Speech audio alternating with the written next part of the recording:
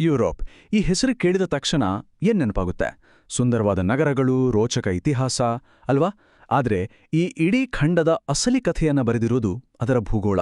ಹಾಗಿದ್ರೆ ಬನ್ನಿ, ಯುರೋಪಿನ ಪರ್ವತಗಳು, ನದಿಗಳು ಮತ್ತು ಸಮುದ್ರಗಳು ಅದರ ಇತಿಹಾಸವನ್ನ ಮತ್ತು ಅಭಿವೃದ್ಧಿಯನ್ನ ಹೇಗೆ ರೂಪಿಸಿವೆ ಅನ್ನೋದನ್ನ ನೋಡುವ.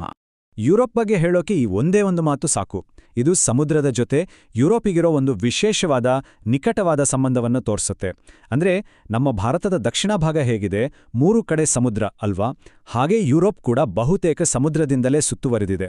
ಅದಕ್ಕೇನೆ ಇದನ್ನ ಪರ್ಯಾಯ ದ್ವೀಪಗಳ ಪರ್ಯಾಯ ದ್ವೀಪ ಅಂತ ಕರೆಯೋದು.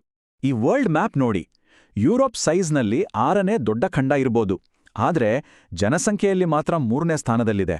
ಅಂದ್ರೆ ಏನ್ಗೊತ್ತಾ? ಕಡಿಮೆ ಜಾಗದಲ್ಲಿ ತುಂಬಾನೇ ಜನ ವಾಸಿಸ್ತಾರೆ ಅಂತ. ಇದ್ರಿಂದ ಸಂಪನ್ಮೂಲಗಳ ಮೇಲೆ ಒತ್ತಡ ಬೀಳದಷ್ಟೇ ಅಲ್ಲ, ಬೇರೆ ಬೇರೆ ಸಂಸ್ಕೃತಿಗಳು ಅಕ್ಕಪಕ್ಕದಲ್ಲೇ ಬೆಳೆಯಕ್ಕೆ ಒಂದಕ್ಕೊಂದು ಬೆರೆಯಕ್ಕೆ ಕೂಡ ಕಾರಣವಾಗಿದೆ. ಯುರೋಪಿನ ಸೈಜ್ ನಮ್ಮ ಭಾರತಕ್ಕಿಂತ ಸುಮಾರು 3 ಪಟ್ಟು ದೊಡ್ಡದು. ಆದರೆ ಇಲ್ಲೊಂದು ಸಖತ್ ಇಂಟ್ರೆಸ್ಟಿಂಗ್ ವಿಷಯ ಇದೆ.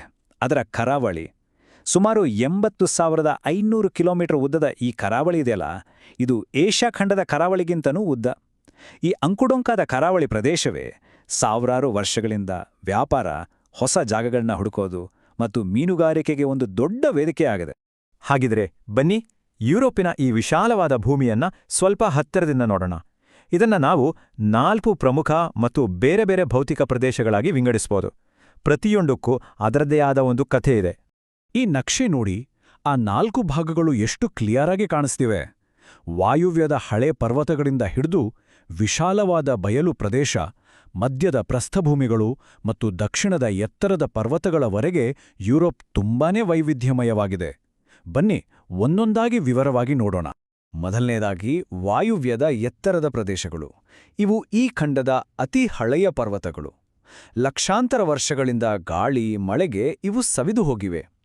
ಅದರಲ್ಲೂ ವಿಶೇಷವಾಗಿ ಹಿಮಯುಗದಲ್ಲಿ ದೊಡ್ಡ ದೊಡ್ಡ ಐಸ್ ನದಿಗಳು ಅಂದ್ರೆ ಗ್ಲೇಷಿಯರ್ಸ್ ಈ ಪರ್ವತಗಳನ್ನ ಕೊರೆದು ಇವತ್ತು ನಾವು ನೋಡೋ ಈ ಕಡಿಮೆ ಎತ್ತರದ ಗುಡ್ಡಗಳ ಹಾಗೆ ಮಾಡಿವೆ. ಎರಡನೇದು ಉತ್ತರ ಯುರೋಪ್ ಬಯಲು. ಇದು ಈ ಖಂಡದ ತುಂಬಾನೇ ಪ್ರಮುಖವಾದ ಭಾಗ. ಯೂರಲ್ ಪರ್ವತಗಳಿಂದ ಶುರುವಾಗಿ ಅಟ್ಲಾಂಟಿಕ್ ಸಾಗರದವರೆಗೂ ಹರಡಿಕೊಂಡಿದೆ. ನದಿಗಳು ತಂದು ಹಾಕಿದ ಮೆಕ್ಕಲು ಮಣ್ಣಿನಿಂದಾಗಿ ಇಲ್ಲಿನ ಭೂಮಿ ಎಷ್ಟು ಫಲವತ್ತಾಗಿದೆ ಅಂದ್ರೆ ಅದಕ್ಕೆ ಇದನ್ನ ಯುರೋಪಿನ ಬ್ರೆಡ್ ಬಾಸ್ಕೆಟ್ ಅಂತಾನೆ ಕರೀತಾರೆ. ಅಂದ್ರೆ ಯುರೋಪಿನ ಕೃಷಿಯ ಬೆನ್ನೆಲುಬೆ ಇದು. ಮೂರನೇದು ಮಧ್ಯದ ಎತ್ತರದ ಪ್ರದೇಶಗಳು. ಇವು ಉತ್ತರದ ಬಯಲು ಮತ್ತು ದಕ್ಷಿಣದ ಪರ್ವತಗಳ ಮಧ್ಯೆ ಇವೆ. ಇವು ಹಳೆಯ ಬೆಟ್ಟಗಳು, ಪ್ರಸ್ಥಭೂಮಿಗಳು ಮತ್ತು ದಟ್ಟವಾದ ಕಾಡುಗಳಿಂದ ಕೂಡಿವೆ. ಜರ್ಮನಿಯ ಫೇಮಸ್ ಬ್ಲ್ಯಾಕ್ ಫಾರೆಸ್ಟ್ ಕೂಡ ಇಲ್ಲೇ ಇರೋದು. ಅಷ್ಟೇ ಅಲ್ಲ, ಈ ಪ್ರದೇಶದಲ್ಲಿ ಕಲ್ಲಿದ್ದಲು ಮತ್ತೆ ಬೇರೆ ಖನಿಜಗಳು ಸಿಕ್ಕಿದ್ರಿಂದಾನೇ ಮುಂದೆ ಇಂಡಸ್ಟ್ರಿಯಲ್ ರೆವಲ್ಯೂಷನ್ಗೆ ಭದ್ರ ಬುನಾದಿ ಸಿಕ್ಕಿದ್ದು. ಮತ್ತು ಕೊನೆಯದಾಗಿ 4ನೇದು ದಕ್ಷಿಣದ ಪರ್ವತಗಳು. ನಮ್ಮ ಹಿಮಾಲಯ ಪರ್ವತಗಳ ಹಾಗೇನೆ ಭೂಮಿಯ 2 ಪ್ಲೇಟ್ಗಳು ಒಂದಕ್ಕೊಂದು ಡಿಕ್ಕಿ ಹೊಡೆದು ಮೇಲೆ ಮಡ್ಚಿದ ಹಾಗೆ ಇವು ಹುಟ್ಕೊಂಡಿವೆ. ಅದಕ್ಕೆ ಇವನ್ನ ಮಡಿಕೆ ಪರ್ವತಗಳು ಅಂತಾರೆ. ಆಲ್ಪ್ಸ್, ಪೈರಿನೀಸ್ ಈ ಥರದ ಎತ್ತರದ ಕಡಿದಾದ ಪರ್ವತಗಳು ಇಲ್ಲೇ ಇವೆ. ಇವು ಕೇವಲ ನೋಡೋಕೆ ಸುಂದರವಾಗಿರೋದಲ್ಲ, ಉತ್ತರದಿಂದ ಬೀಸೋ ಚಳಿಗಾಳಿಯನ್ನ ತಡೆದು ದಕ್ಷಿಣ ಯುರೋಪಿನ ಹವಾಮಾನವನ್ನೇ ಕಂಟ್ರೋಲ್ ಮಾಡ್ತವೆ. ಈ ಸ್ಲೈಡ್ನಲ್ಲಿರೋ ದೃಶ್ಯವನ್ನೊಮ್ಮೆ ನೋಡಿ. ಆಹಾ, ದಕ್ಷಿಣ ಪರ್ವತಗಳು ಎಷ್ಟು ಭವ್ಯವಾಗಿವೆ ಅನ್ನೋದಕ್ಕೆ ಇದೇ ಸಾಕ್ಷಿ. ಇದು ಆಲ್ಪ್ಸ್ ಪರ್ವತ ಶ್ರೇಣಿಯ ಅತಿ ಎತ್ತರದ ಶಿಖರ, ಮಾಂಟ್ ಬ್ಲ್ಯಾಂಕ್. ಇದರ ಎತ್ತರ ಹಿಮದಿಂದ ಮುಚ್ಚಿರೋ ಶಿಖರಗಳನ್ನು ನೋಡಿದ್ರೇನೆ ಗೊತ್ತಾಗತ್ತೆ ಯಾಕೆ ಈ ಜಾಗ ವಿಂಟರ್ ಸ್ಪೋರ್ಟ್ಸ್ಗೆ ಮತ್ತೆ ಟೂರಿಸಂಗೆ ಇಷ್ಟೊಂದು ಫೇಮಸ್ ಅಂತ. ಸರಿ, ನಾವು ನೋಡಿದ ಈ 4 ಭೌಗೋಳಿಕ ಭಾಗಗಳು ಯುರೋಪಿನ ಹವಾಮಾನದ ಮೇಲೆ ನೇರವಾಗಿ ಹೇಗೆ ಪ್ರಭಾವ ಬೀರುತ್ತೆ ಅಂತ ಈಗ ನೋಡೋಣ. ಇಲ್ಲಿ ಅಟ್ಲಾಂಟಿಕ್ ಸಾಗರದ ಪಾತ್ರ ತುಂಬಾನೇ ದೊಡ್ಡದು. ಇಲ್ಲೊಂದು ಸಖತ್ ಇಂಟ್ರೆಸ್ಟಿಂಗ್ ಪ್ರಶ್ನೆ ಇದೆ. ಕೆನಡಾದಲ್ಲಿ ವಿಪರೀತ ಚಳಿ ಇರುತ್ತೆ ಅಲ್ವಾ? ಯುರೋಪಿನ ಎಷ್ಟೋ ಭಾಗಗಳು ಅದೇ ಲ್ಯಾಟಿಟ್ಯೂಡ್ನಲ್ಲಿವೆ, ಆದರೂ ಅಲ್ಲಷ್ಟೊಂದು ಕಠಿಣವಾದ ಚಳಿಗಾಲ ಇರಲ್ಲ. ಯಾಕೆ ಹೀಗೆ? ಇದಕ್ಕೆ ಉತ್ತರ ತುಂಬಾ ಸಿಂಪಲ್. ಅಟ್ಲಾಂಟಿಕ್ ಸಾಗರ ಮತ್ತು ಗಲ್ಫ್ ಸ್ಟ್ರೀಮ್ ಇದನ್ನ ಒಂದು ರೀತಿ ಸಮುದ್ರದಲ್ಲಿ ಹರಿಯೋ ಬಿಸಿ ನೀರಿನ ನದಿ ಅಂತ ಅಂದ್ಕೋಬಹುದು. ಈ ಪ್ರವಾಹ ಪಶ್ಚಿಮ ಯುರೋಪಿಗೆ ಬೆಚ್ಚಗಿನ ತೇವಾಂಶ ಇರೋ ಹವಾಮಾನವನ್ನ ತರುತ್ತೆ. ಆದ್ರೆ ನಾವು ಪೂರ್ವಕ್ಕೆ ಹೋಗ್ತಾ ಹೋಗ್ತಾ ಸಾಗರದ ಈ ಪ್ರಭಾವ ಕಡಿಮೆ ಆಗುತ್ತೆ. ಹಾಗಾಗಿ ಅಲ್ಲಿ ಚಳಿಗಾಲ ತುಂಬಾ ಚಳಿ, ಬೇಸಿಗೆ ತುಂಬಾ ಬಿಸಿ ಇರುತ್ತೆ. ಈ ನಕ್ಷೆಯನ್ನೊಮ್ಮೆ ನೋಡಿ. ನೀಲಿ ಲೈನ್ಗಳು ಜನವರಿಯ ಚಳಿಯನ್ನ ತೋರಿಸಿದ್ರೆ, ಕೆಂಪು ಲೈನ್ಗಳು ಜುಲೈನ ಬೇಸಿಗೆಯನ್ನ ತೋರಿಸುತ್ತೆ. ಪಶ್ಚಿಮ ಕರಾವಳಿಯಲ್ಲಿ ಚಳಿಗಾಲ ಎಷ್ಟು ಸೌಮ್ಯವಾಗಿದೆ ಮತ್ತೆ ಪೂರ್ವಕ್ಕೆ ಹೋದ ಹಾಗೆ ಹೇಗೆ ತಾಪಮಾನ ಬೀಳುತ್ತೆ ಅನ್ನೋದು ಕ್ಲಿಯರ್ ಆಗಿ ಕಾಣಿಸುತ್ತೆ. ಮಳೆಯ ವಿಷಯದಲ್ಲೂ ಇದೇ ಕತೆ.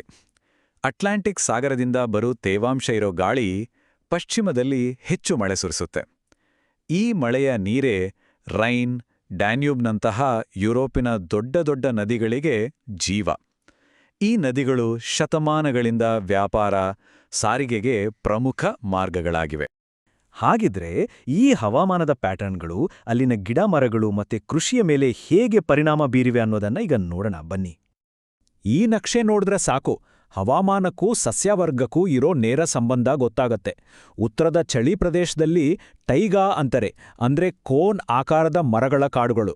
ಮಧ್ಯದಲ್ಲಿ ಬೇರೆ ಬೇರೆ ಥರದ ಮರಗಳು. ಇನ್ನು ದಕ್ಷಿಣದ ಮೆಡಿಟರೇನಿಯನ್ ಹವಾಮಾನದಲ್ಲಿ ಪೊದೆಗಳು. ಪ್ರತಿಯೊಂದು ವಲಯವೂ ಅಲ್ಲಿನ ಕ್ಲೈಮೇಟ್ಗೆ ಪರ್ಫೆಕ್ಟಾಗಿ ಹೊಂದ್ಕೊಂಡಿದೆ. ಇನ್ನು ಕೃಷಿ ವಿಚಾರಕ್ಕೆ ಬಂದ್ರೆ, ಉತ್ತರ ಯುರೋಪ್ ಬಯಲು ಪ್ರದೇಶ ಗೋಧಿ ಬೆಳೆಗೆ ಹೇಳಿ ಮಾಡಿಸಿದ ಜಾಗ. ಅಲ್ಲಿನ ಫಲವತ್ತಾದ ಮಣ್ಣು, ಒಳ್ಳೆ ಹವಾಮಾನದಿಂದಾಗಿ ಗೋಧಿ ಯುರೋಪಿನ ಪ್ರಮುಖ ಆಹಾರ ಬೆಳೆಯಾಗಿದೆ. ಅದಕ್ಕೆ ತಾನೇ ಬ್ರೆಡ್ಡಲ್ಲಿನ ಸಂಸ್ಕೃತಿಯಲ್ಲಿ ಅಷ್ಟೊಂದು ಮುಖ್ಯ. ಪಶ್ಚಿಮ ಯುರೋಪ್ನಲ್ಲಿ ಮಿಶ್ರ ಬೇಸಾಯ ಅನ್ನೋ ಪದ್ಧತಿ ತುಂಬಾನೇ ಕಾಮನ್. ಅಂದ್ರೆ ರೈತರು ಬರೀ ಬೆಳೆ ಬೆಳೆಯೋದಷ್ಟೇ ಅಲ್ಲ, ಅದರ ಜೊತೆಗೆ ಹಸು, ಕುರಿ ಸಾಕುತ್ತಾರೆ, ಹೈನುಗಾರಿಕೆ ಮಾಡ್ತಾರೆ. ಇದರಿಂದ ಒಂದು ಬೆಳೆ ಕೈ ಕೊಟ್ರೂ ಇನ್ನೊಂದರಿಂದ ಆದಾಯ ಬರುತ್ತೆ. ಇದು ಭೂಮಿಯನ್ನ ಚೆನ್ನಾಗಿ ಬಳಸ್ಕೊಳ್ಳಕ್ಕೆ, ಜಾಸ್ತಿ ಇಳುವರಿ ಪಡೆಯೋಕೆ ಸಹಾಯ ಮಾಡುತ್ತೆ. ಕೊನೆಯದಾಗಿ ಯುರೋಪಿನ ಇಂಡಸ್ಟ್ರಿಯಲ್ ಡೆವಲಪ್ಮೆಂಟ್ಗೆ ಕಾರಣವಾದ ನೈಸರ್ಗಿಕ ಸಂಪನ್ಮೂಲಗಳ ಬಗ್ಗೆ ಮಾತಾಡೋಣ. ಯುರೋಪಿನ ಸಂಪತ್ತಿಗೆ 2 ಮುಖ್ಯ ಕಾರಣಗಳು. 1 ಉತ್ತರ ಸಮುದ್ರದಂತಹ ಮೀನುಗಾರಿಕೆ ಪ್ರದೇಶಗಳು. 2 ಭೂಮಿಯ ಒಳಗಡೆ ಇರೋ ಖನಿಜಗಳು. ಈ 2 ನಕ್ಷೆಗಳು ಒಂದರಲ್ಲಿ ಮೀನುಗಾರಿಕೆ ಎಲ್ಲೆಲ್ಲಿ ಜಾಸ್ತಿ ಇದೆ ಅಂತ ತೋರಿಸಿದ್ರೆ, ಇನ್ನೊಂದರಲ್ಲಿ ಪ್ರಮುಖ ಖನಿಜಗಳು ಎಲ್ಲೆಲ್ಲಿ ಸಿಗುತ್ತೆ ಅಂತ ತೋರಿಸುತ್ತೆ. ಹಾಗಿದ್ರೆ ಈ ಎಲ್ಲಾ ಸಂಪನ್ಮೂಲಗಳಲ್ಲಿ ಯಾವುದು ಅತಿ ಮುಖ್ಯ? ಖಂಡಿತವಾಗಿಯೂ ಅದು ಕಲ್ಲಿದ್ದಲು. 18ನೇ ಮತ್ತು 19ನೇ ಶತಮಾನದ ಕೈಗಾರಿಕಾ ಕ್ರಾಂತಿಯ ಇಂಜಿನ್ಗೆ ಫ್ಯೂಯಲ್ ಆಗಿದ್ದೇ ಈ ಕಲ್ಲಿದ್ದಲು. ಜರ್ಮನಿ, ಬ್ರಿಟನ್, ಪೋಲೆಂಡ್ ಈ ದೇಶಗಳಲ್ಲಿದ್ದ ದೊಡ್ಡ ದೊಡ್ಡ ಕಲ್ಲಿದ್ದಲು ನಿಕ್ಷೇಪಗಳೇ ಯುರೋಪನ್ನು ಒಂದು ಆಧುನಿಕ ಕೈಗಾರಿಕಾ ಶಕ್ತಿಯಾಗಿ ರೂಪಿಸಿದ್ದು. ಕಲ್ಲಿದ್ದಲಿನ ಜೊತೆಗೆ ಕಬ್ಬಿಣದ ಅದಿರು ಕೂಡ ಅಷ್ಟೇ ಇಂಪಾರ್ಟೆಂಟ್. ಇಡೀ ಪ್ರಪಂಚದಲ್ಲಿರೋ ಕಬ್ಬಿಣದ ಅದಿರಿನಲ್ಲಿ ಸುಮಾರು 5% ಯುರೋಪ್ನಲ್ಲೇ ಇದೆ. ಇದೇ ಅಲ್ಲಿನ ಕಬ್ಬಿಣ ಮತ್ತು ಉಕ್ಕಿನ ಕಾರ್ಖಾನೆಗಳ ಬೆಳವಣಿಗೆಗೆ ಅಡಿಪಾಯ ಹಾಕಿದ್ದು.